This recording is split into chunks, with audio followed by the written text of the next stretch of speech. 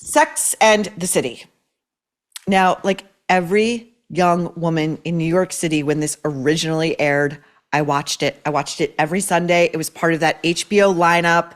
It was like unbeatable. It was Sopranos night. It was Sex and the City. There was always something else. Who remembers what that was?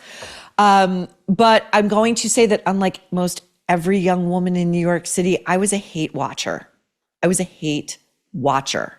Now, before we get to Carrie Bradshaw and the actress who plays her, Sarah Jessica Parker, I just want to say that I think this show has done an enormous amount of damage to generations of young girls and women, okay? And not just because of the toxic romantic relationship that was at the center of this entire six season run, and that, you know, was framed as like the love story of the ages. It was really quite a sick relationship, and we'll get into that.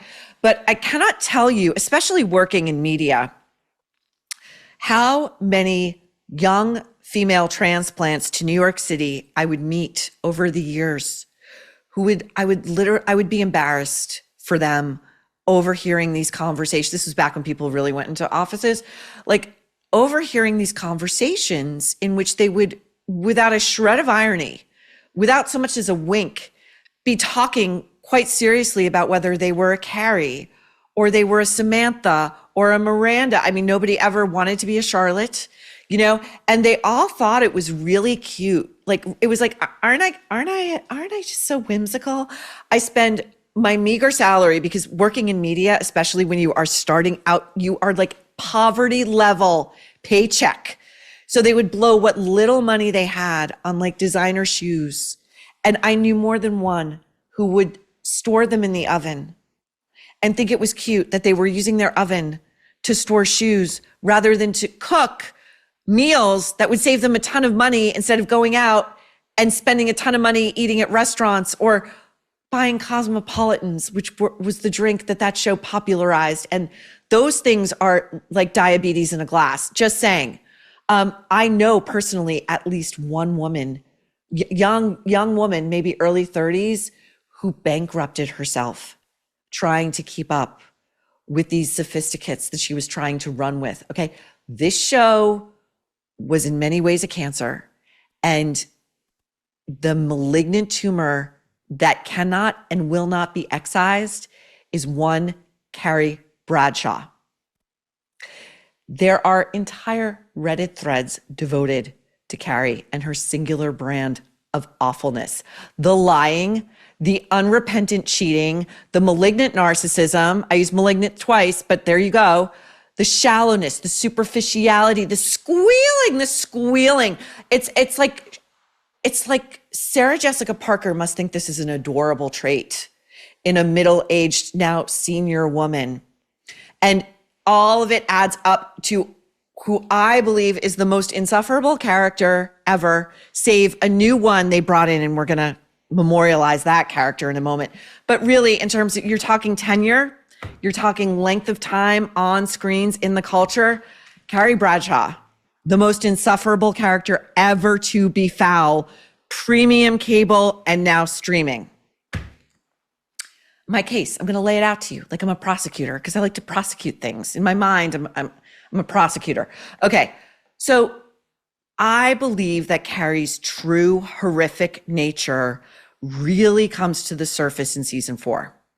And this is after she begs and nags and harangues Aiden, you know, the furniture maker, the guy who makes things with his hands. He's a good, honest, simple guy. He just wants to get married, have some kids, and just, you know, order KFC. That's it.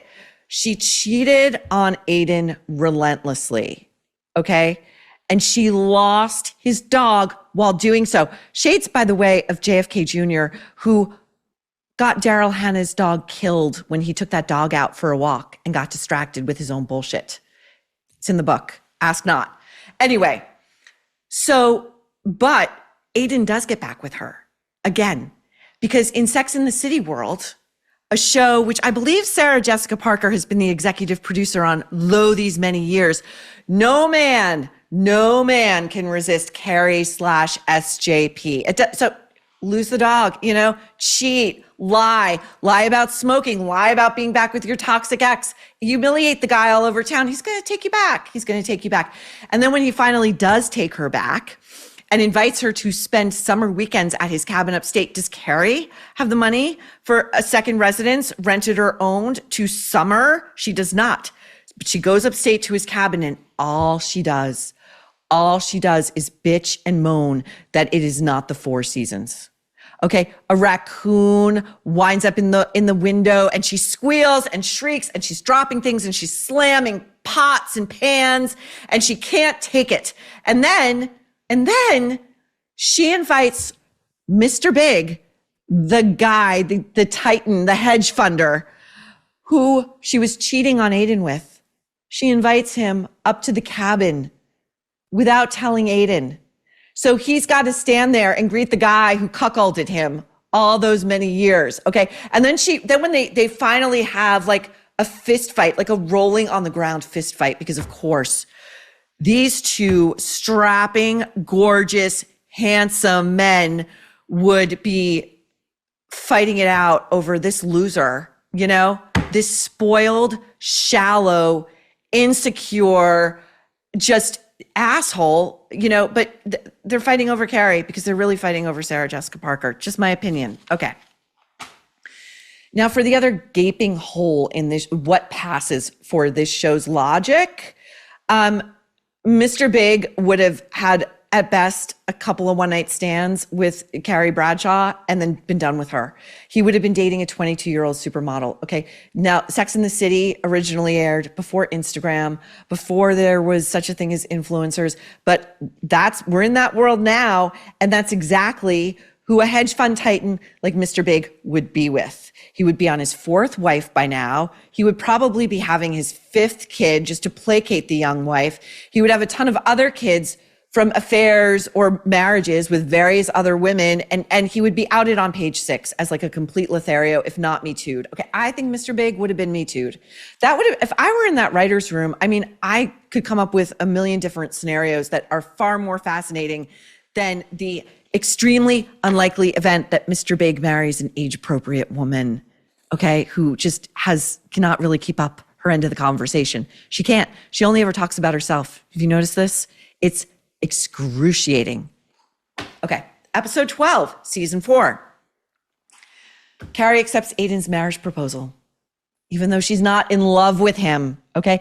She's still in love with Mr. Big, the guy who has made it known throughout the show's entire existence, if you look at it through a logical lens, that he's just not that into her. So by episode 16 of this season, she has broken Aiden's heart yet again, just humiliated and destroyed this guy who is building their life together on his well-earned dime. But, he'll come back again in the reboot. He will come back because, again, no man can resist Carrie/SJP. And when they break up, she is shocked, Carrie, shocked that Aiden has the gall to demand that she pay him back the money that he spent buying her apartment for the two of them. Okay. Money she doesn't have because one of her friends did the math for her and explained to her, oh, you spent $40,000 on shoes. Literally. That's why you don't have the down payment. Shoes, like cars, they're a depreciating asset. The minute you wear them, you can't return them. Okay. So what does Carrie do? And again, this goes to my argument that this show really was poison for generations of girls and women. So this idiot, and I'm sorry, you cannot make it in New York if you're this stupid. You can't. You could live in an outer borough. Like this version of Carrie, she could live in Queens, but Manhattan? No. She goes to a bank. She's this stupid. She thinks it's cute. Does she think it's cute? The bank manager or whoever she's talking to, the associate, says to her, you know what? Here's what you've got in the bank. Less than $2,000. Checking and savings combined. Do you have a 401k? No, I doubt she even knows what a 401k is. Does she have any kind of assets, any kind of real estate, stocks, bonds, anything at all? Carrie says, no, but I was named New York's best columnist over Pete Hamill. And this is another thing she does that drives me crazy. It's a Carrie thing. It's an SJP thing. She talks in a baby voice. And when shit gets real, she defaults to the baby voice because she thinks it makes her sound cute, I guess. And like people would want to feel protective of her. And actually it just makes you want to jump into the screen and throttle her neck with your bare hands. Okay, so then she's denied. And by the way, when she knows this denial is coming, she takes a look at the bank teller, the bank person's hand. It's a woman. And she notices she's not wearing a wedding ring. And she goes, I'm sure as a single woman, it's really hard to, fuck off. Okay, fuck off. So then we cut back to Carrie in her apartment. And even though she's been told she's probably going to be homeless, she can't get a bank loan, she's got nowhere to go with this misery of her own making, she's writing her stupid column. Her shitty fucking column, which always had like the worst puns. And it always began with, I couldn't help but wonder. I seriously think in that writer's room at HBO when they were talking about this reboot, I couldn't help but wonder was probably a potential working title. I couldn't help but wonder. When you're 35 years old, you should have moved on from such banalities. Okay, so she begins this column. I'm quoting from this column. This is the voiceover. Here I was. A 35-year-old single woman with no financial security, but many life experiences behind me. Did that mean nothing? Yeah. In terms of qualifying for a mortgage, that's a big fucking yeah, you entitled moron. Continuing on, Carrie writing her column. After all, heartbreak and breakups are the hardest kind of work. So shouldn't there be some sort of credit for enduring them? No, that's just life. That's just life. That's what all of us go through, okay? So in that same episode, Carrie then self-righteously marches herself over to her friend Charlotte's apartment. Charlotte, who is going through an excruciating divorce and who in that divorce has been fairly given, but it's justice for Charlotte. She got this great like classic Park Avenue, classic six, what they call them on Park Avenue. They're incredibly valuable and beautiful apartments. And she's infuriated that Charlotte, who is equally heartbroken, but Carrie can't see that. Charlotte's got money and Carrie needs money. And Charlotte's going to give Carrie $40,000 for her down payment. She's rich. What's the fucking problem? Okay. Watch this clip. This is when I completely was lost to the character of Carrie Bradshaw forever. Carrie, I love you, but it's not my job to fix your finances. You're a 35-year-old woman. You need to learn to stand on your own. Charlotte? What is that on your finger? I just wear it when I'm alone in my house. And you're telling me to be more independent? It's my ring. I can wear it if I want to. And so what if it makes me feel better? And for the record, the only reason that I am volunteering is because no one will hire me. I just want to say that Charlotte owes Carrie zero explanation about anything, especially the solace she's taking in wearing her beautiful engagement ring. And that, if this were the real world, Charlotte, that would have been a friendship ending fight. That would have been a friendship ending fight. And in fact, it never made sense to me how the other three women who really had stuff going on and were interesting and smart and just, knew how to get their money, they'd have nothing to do with this loser. Nothing. Okay. Anyway, of course, it's the show. It's the Sarah Jessica Parker show. And what does Charlotte do? She winds up giving Carrie the money. She gives her the ring. Okay. The next season, we've had zero emotional growth. Okay. In fact, I would call it a regression. Now, as her friend Miranda is struggling mightily as a new single mother while juggling her ultra demanding job as a partner in a top Manhattan law firm, she's got a sleepless infant. She barely has time to shower. Carrie calls her early in the morning to bitch and moan over her book review in the New York Times, which, by the way, if you get a book review in the New York Times, whether it's good or bad, it's a win. Okay. So Miranda makes the mistake of taking this call, and then she briefly falls asleep during the call because Carrie is just bitching and moaning about does Miranda think that she's a bad writer or that she's a bad person? And what does this all mean for Carrie? And Miranda finally snaps and says, you know what? Some of us have real fucking problems. And again, that would have been a relationship ending fight. But how does this resolve? Miranda basically apologizes for snapping at her and congratulates her on her review and goes off to work with her sad corporate suit and her greasy hair because she's too exhausted to even take a shower. Okay, now to Mr. Big. Twice in this series, not once, twice, he is making a huge geographic move and he does not tell Carrie, okay? Early in the season, in the original show, Sex and the City, it was to Paris. Towards the end of the show, original Sex and the City, it was to California, okay, to Napa Valley, which was the moment that one of the worst puns ever was committed on this show. I will not repeat it. Now, I believe that this was the writer's room, the writers trying to tell Sarah Jessica Parker that Mr. Big was not that into her character. But again, my own theory of the case, SJP will not be denied. So this is treated as though they're going to have this last great romantic weekend together before circumstance. It's like Warren Beatty and Diane Keaton in Reds before they're parted by forces beyond their control. This guy can't run fast enough away from her. But the show, I think in a very sick way, is determined to present this as a grand love story. And I think it's really sick. I think it's really sick. You know, Mr. Big was originally written as the ultimate toxic bachelor. And the show and the character, it would have been so much more interesting if they had stuck to that premise. And Carrie should have been well rid of him, I'm going to say by season 3 at the latest, okay? Now we're moving on to And Just Like That, which premieres, the first episode begins streaming tomorrow. Now, I am convinced that HBO renews this shit show because it gets eyeballs. It doesn't matter if it's a hate watch. I think most of us are hate watching it. Eyeballs are eyeballs, okay? Even like the reviews are not good. They're never good. So this show has become a bunch of old women, and this is no slight against older women. We're all going to get there someday, but they are spiritually, philosophically, they are old. They are old, and they're trying to make it in a woke world, in a woke New York City.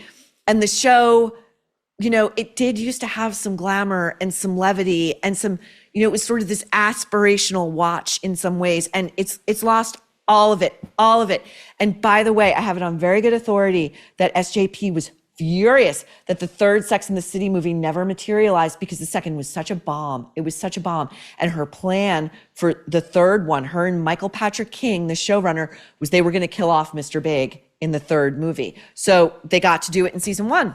They got to do it in season 1 of And Just Like That.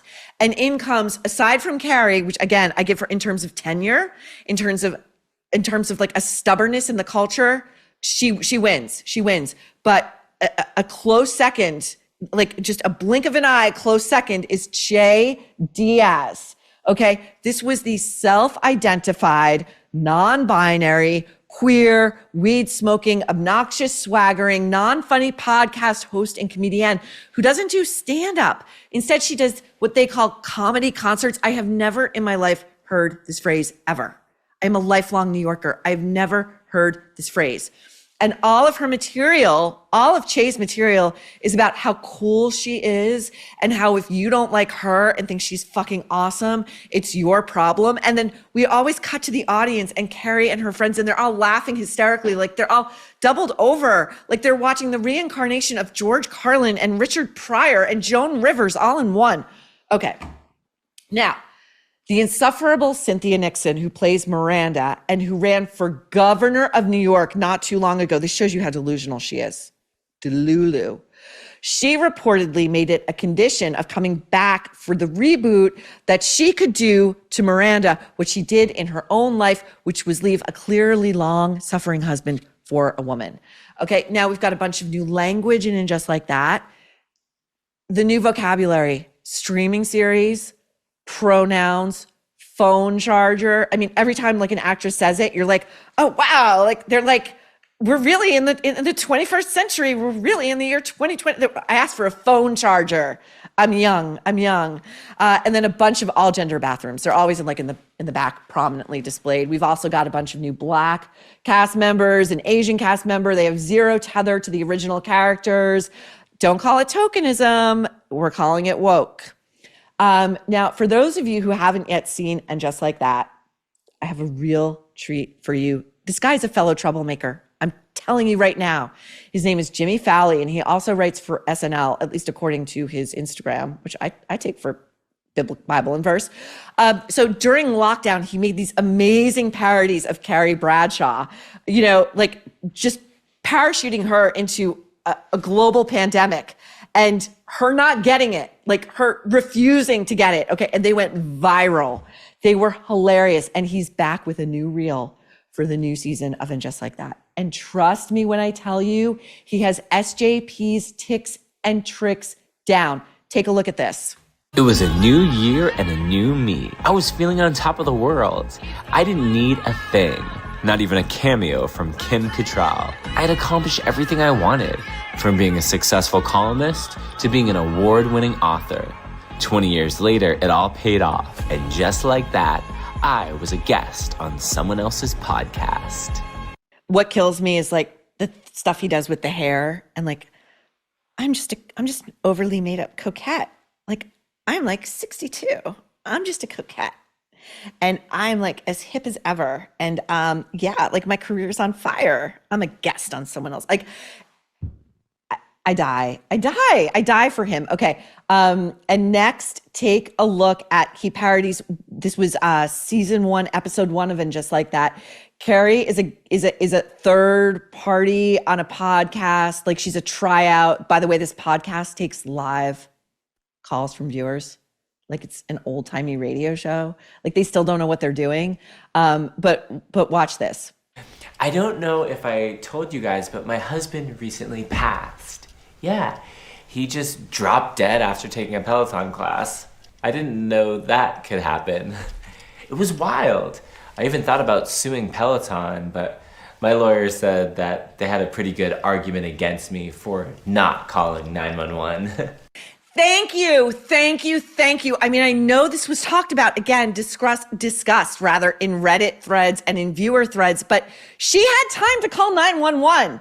Like, he's like dying and struggling to breathe and clearly having a heart attack, and she's just like emoting all over the place. But that is Carrie, and that is SJP in a nutshell. They are too consumed with how they're coming across in any given moment, even if it's her beloved husband's death, to call for help. Okay. And by the way, not long after that, Mr. Big in real life, Chris Noth, was Me Too'd, as I think Mr. Big would have been. He was accused of rape by more than one woman.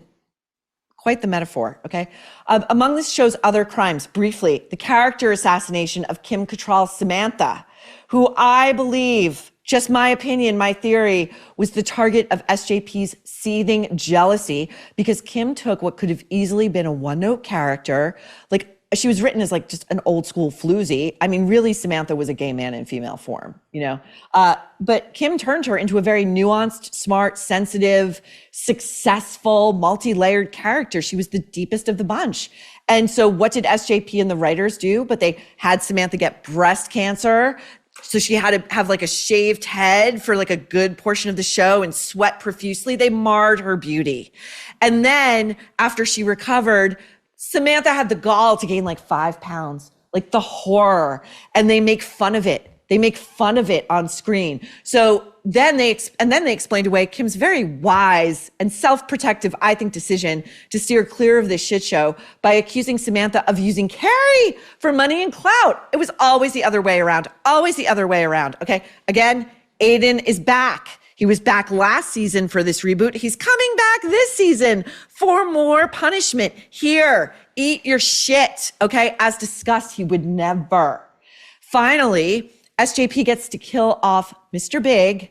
And then as she's, doing her funereal best, her funereal best, another character vocally calls her at the funeral, quote, "Our Jackie Kennedy." That is sacrilege. And I'm not fucking around. That is sacrilege.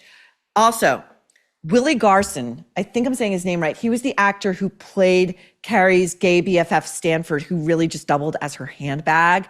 He was dying of cancer while filming season 1. And I watched this scene with my jaw open. I couldn't believe what they did to him.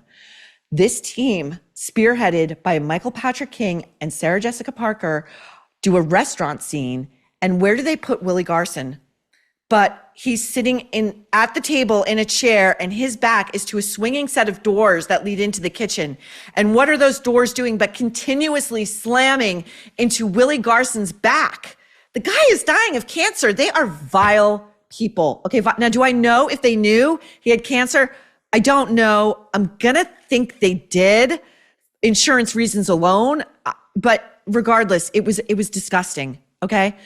And then finally, we are all being held hostage by Sarah Jessica Parker's refusal to let this character, who she clearly sees as her fabulous alter ego, go gently into that good night. I mean, she's got beer goggles on for days. Okay. She clearly sees Carrie as beautiful, ageless, witty, glamorous, stylish, and all around great friend and girlfriend who no man can resist.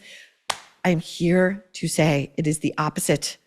It's all very Baby Jane. It's like there is a definite subtext of just absolute creepiness in the inability to see this.